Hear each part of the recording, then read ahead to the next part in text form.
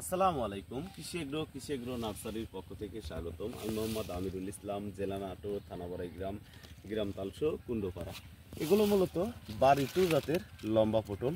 এই পটলটা সর্বোচ্চ ধরন্ত বেশি হয়, যেমন ফুল আসে তেমন ফল ধরে। অন্যান্য জাতের চাইতে আমাদের বাড়িটু জাতের পটল দেখেন চালান কি পরিমাণ চালান আসছে, চোখে না দেখলে আসলেও বিশ্বাস করার মতো না। পটল আর পটল, এই পটলটা সর্বোচ্চ ধরন্ত বেশি হয় এই বাড়িটু জাতের পটল। তো এটা মূলত উঁচু জমিতে লাগাইতে হয়, যে জমিতে বন্যার পানি বা বৃষ্টির পানি ওঠে না, এমন জমিতে পটল চাষাবাদ করতে হয়। তো ভিউয়ার্স, পটল চাষের জন্য জমিটা চাষ করে নেবেন। চাষ করে নেওয়ার পরে লাইনে, যে যদি বাড়িটু হাইব্রিড লাগান সেক্ষেত্রে লাইনে 2 হাত পর পর, আর এক লাইন থেকে আরেক লাইন 5.5 হাত।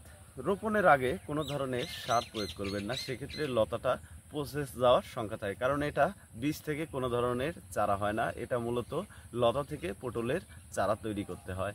তো ভিউয়ার্স, আমরা বাংলাদেশের প্রতিটি জেলায় দেশি এবং হাইব্রিড পটলের চারা পাইকারি বিক্রি করে থাকি। আপনারা যদি পটলের চারা সংরক্ষণ করতে চান, স্ক্রিনে দেওয়া নাম্বারে যোগাযোগ করতে পারেন। আর ভিডিওটি আপনাদের কাছে অনুরোধ, অবশ্যই একটি লাইক, শেয়ার, কমেন্ট করবেন। আসসালামু আলাইকুম।